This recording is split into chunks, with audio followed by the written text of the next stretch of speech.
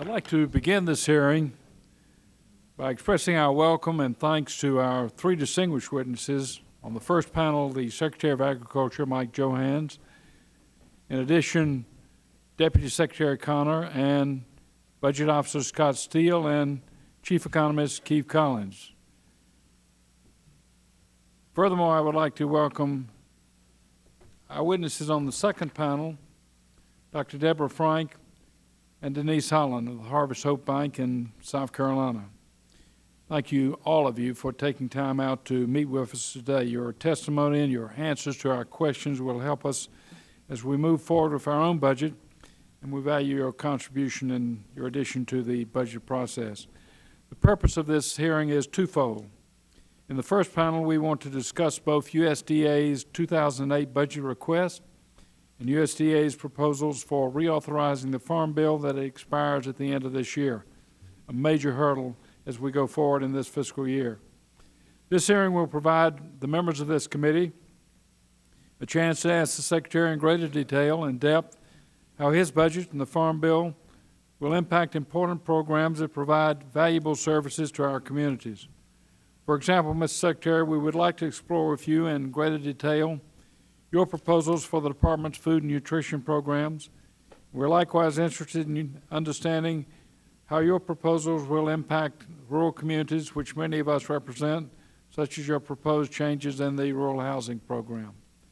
Because the Farm Bill is expiring this year, we are given a significant opportunity to improve the programs that provide safety nets not only for the nation's farmers and ranchers, but also for natural resources, for rural communities, and for low-income citizens.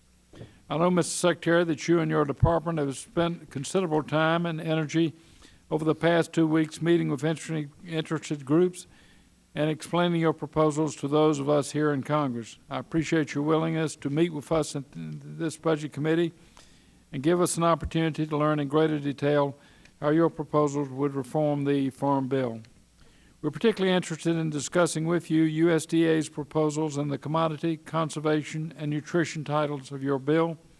There's some inconsistencies with your budget request for 2008, also that members may wish to explore.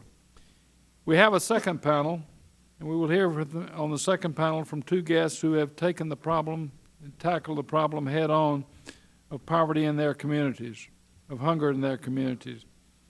According to the USDA in 2005, 34 million Americans were food insecure.